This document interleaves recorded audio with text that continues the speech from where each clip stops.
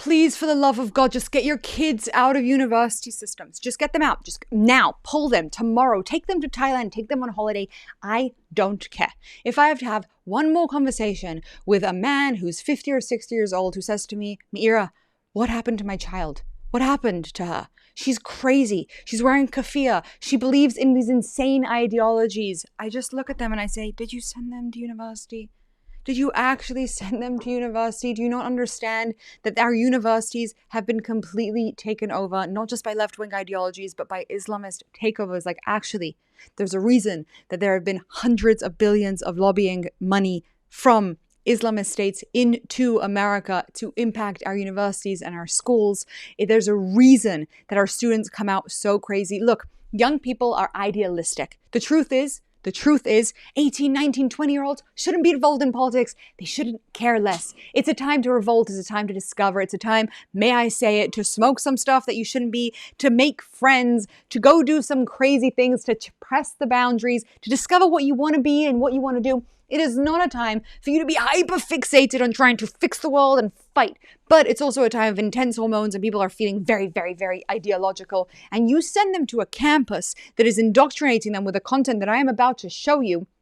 You can't be surprised. Now, if you're one of those parents, I have a lot of sympathy for you. My heart truly, truly breaks. But you have to understand that the campuses are literally the hotbed of where all of this mind virus is happening. It's all right there. You think it's bad on social media? It is so much worse. And so I found this video. Of different professors saying such unbelievably crazy things. And I think I just want to remind you that I know there's a lot of social status in sending to college, etc. I'm telling you, there are other ways to get your kids educated. Send them to somewhere private. I guess that means something different in America. Figure it out.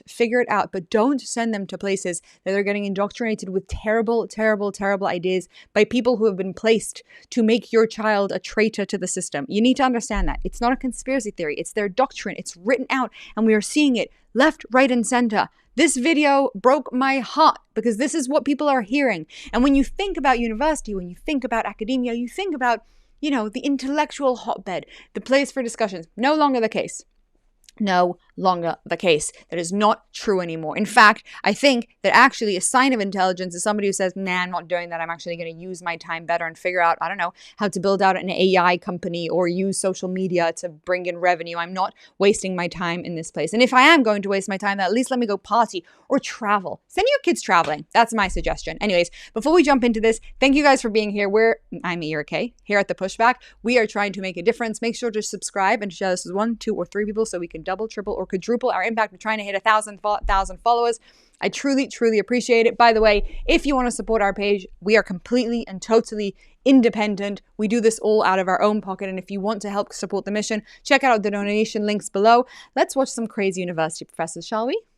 In the moment that you grab the gun, like Fanon says, you're no longer oppressed. You're now free.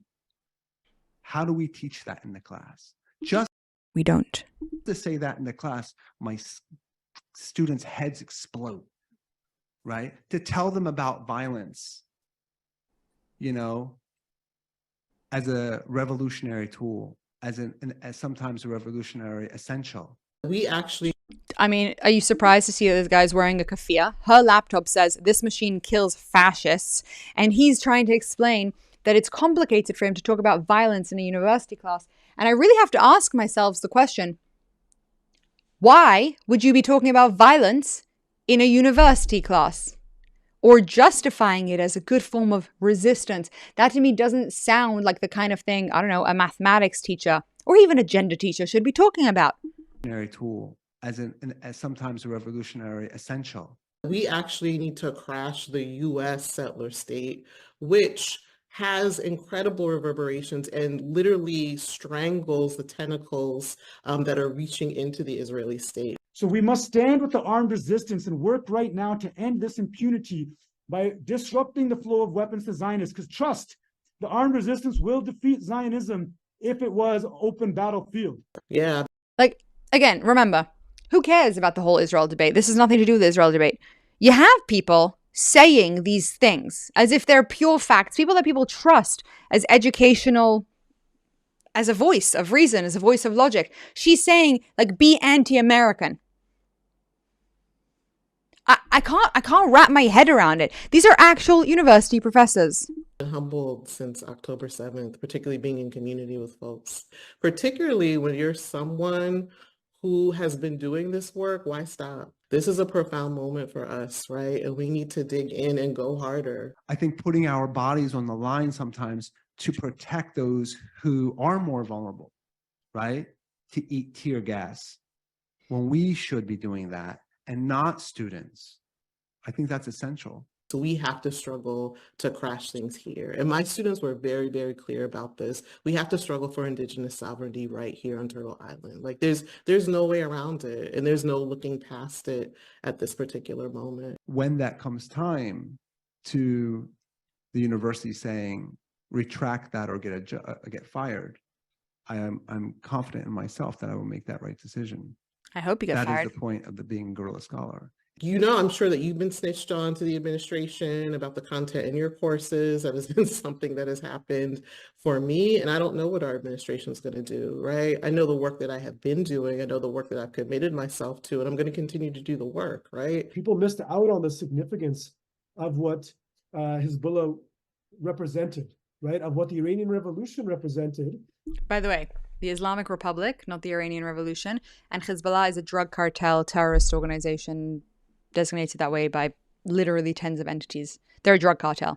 And they just fell into the imperialist ideological representation of those movements and forces that were challenging imperialism. Challenge what the settler state, the settlement of the University of Virginia that we're on, which is still a plantation and has all of its plantation artifice up, right?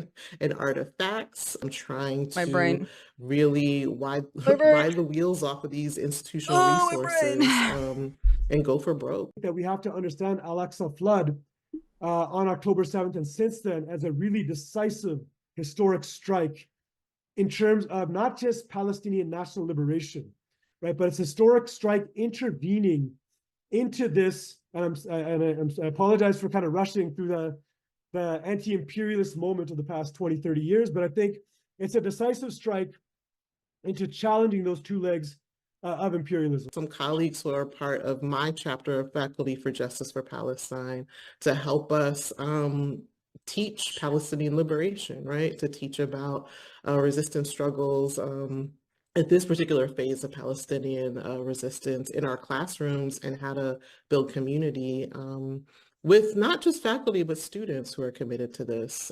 I think Hamas, what it represents, and not just Hamas, but the whole armed resistance movement, it represents a rejection and a refusal of an equation of force that leaves Palestinians dependent and eternally vulnerable, and having to distort and configure themselves to seek recognition and protection from their oppressors. So how can subjugated states, subjugated peoples elevate their struggle from that in a colony, in a one-to-one relation of overthrowing the immediate colonizer to overturning this broader imperialist world system, which was missing in the 20th century struggles? And I actually can't listen to it. I can't listen to it. Do you hear with what confidence they talk about these things, factual things like murder of 1,200 individuals? It's a flood, and it's a positive way to kind of defeat imperialism. The negativity in which they are indoctrinating our youth. Just standing there. These people are so unbelievably politically motivated and biased. And I'm overwhelmed by that. I'm overwhelmed by it. Besides the fact that it's just factually inaccurate. That to me, when somebody is a professor and they lie about stuff, like that should be pretty a quick way to say like, oh, okay, you're not educating correctly. But when they're coming in with biases that are so unbelievably dangerous, support of violence in a serious way, statements that are out of this world. Again, I often think about it. Should I talk about the Israel thing? I could come up with all the reasons why those arguments are incorrect. I don't want to talk about the Israel thing. It doesn't interest me because it's not about that. It's about how quickly these people have been manipulated into something and how quickly they're manipulating your children around a certain topic. Yes, because that's their favorite topic to talk about. But guys, get your kids out of universities. Thank you for your attention to this matter.